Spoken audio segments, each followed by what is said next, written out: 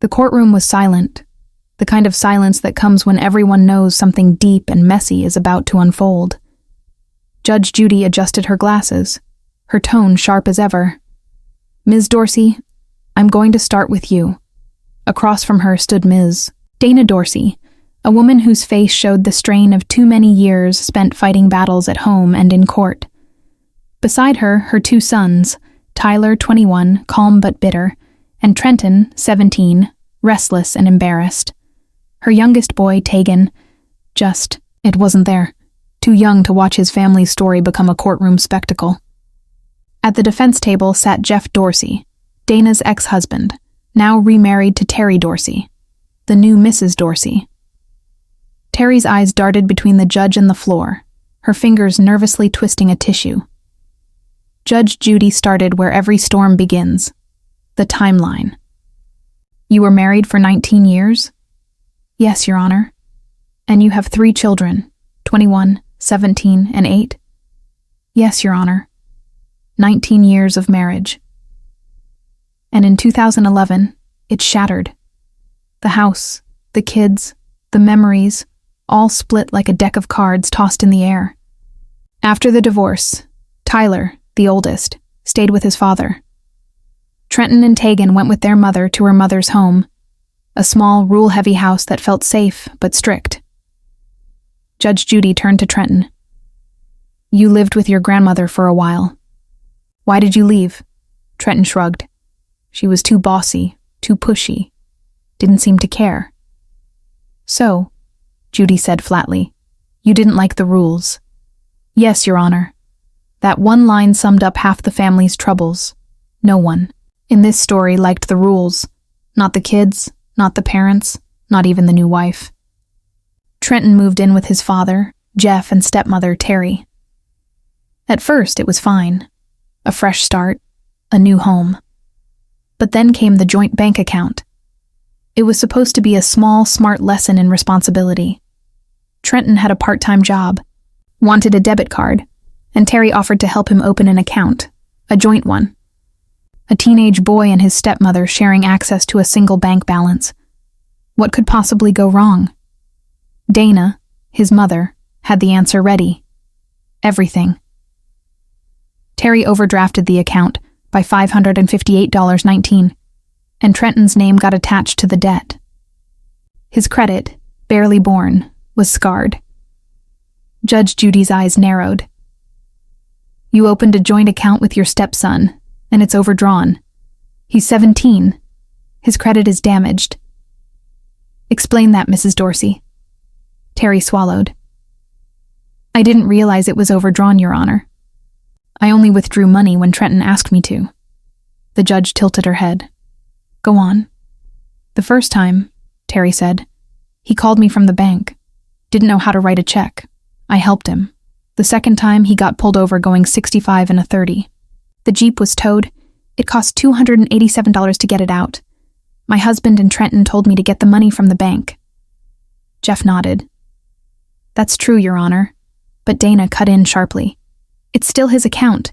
She's the adult, she should have known better." Judy held up a hand. "Quiet. Mrs. Dorsey, you were the grown-up. You let this boy's name get attached to your mess. You fix it." The courtroom buzzed. The number seemed small, but the principle was huge. Judge Judy wrote it clearly in her notes. Terry Dorsey owes $558.19. But this case wasn't just about a bank account. It was about a family tearing at the seams. Judge Judy turned the page. "Let's talk about the next part of your lawsuit, Ms. Dorsey. A restraining order." Dana nodded grimly. "They filed one against me and my son, Your Honor, for no reason." The tension in the courtroom grew thick. Even Bird, the bailiff, shifted slightly, sensing what was coming. Judy leaned in. "Let's go slowly. Trenton, you went back to live with your mother in 2013, correct?" "Yes, Your Honor." "Why?" He hesitated. "Because Terry kept pushing me away from my dad." Terry's voice shot out. "He didn't like our rules, Your Honor." Judge Judy slammed her pen down. "Enough. I'll decide what this boy liked." Trenton went home to his mother. But then, One night, his furniture, the bed, dresser, all the stuff that stayed behind when he moved, suddenly showed up at Dana's house. Judge Judy's tone darkened. Did you or anyone on your behalf go to the Dorsey home and remove that furniture when they weren't there? Dana hesitated. Not me, Your Honor. Then who? Well, I found the furniture in my house later. So it just appeared? Judy shot back. Dana laughed nervously. My son must have gotten it. Without permission? Yes, Your Honor. Then they had every right to file a protective order. Dana's mouth fell open. But Jeff and I had agreed to leave the furniture there. Judge Judy didn't blink.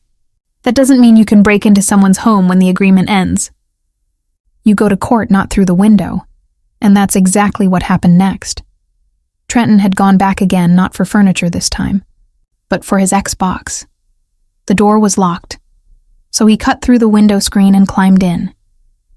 Judy's face froze, her voice like cold steel. That's burglary. The room went still. Terry looked vindicated. Dana looked cornered.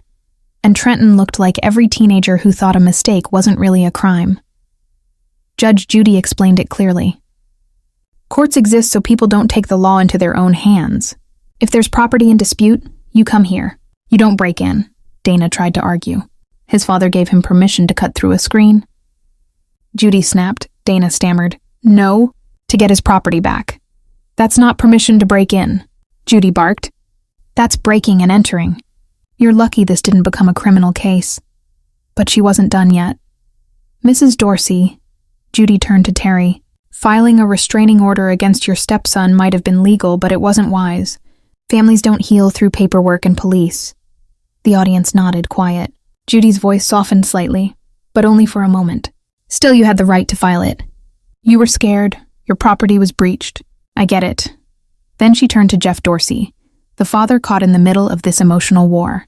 Mr. Dorsey, listen carefully. You're the parent. You don't let your wife decide legal actions against your children. Her motives aren't about love. They're about control. You're supposed to protect your kids even when they act up.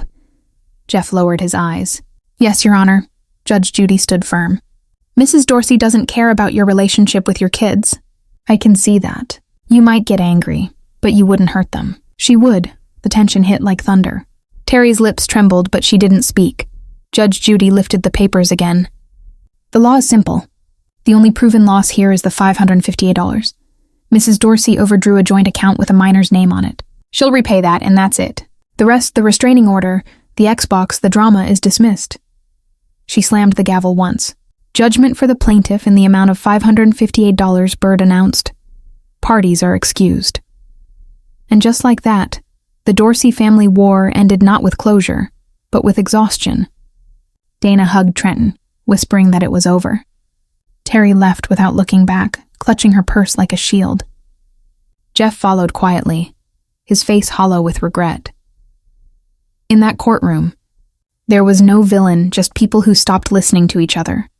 Families fall apart, not because of enemies, but because of ego and silence. If there's money involved, write everything down. If there's anger, walk away before you break a window. If you're raising children after a divorce, don't weaponize love. Proof beats emotion. Rules save families.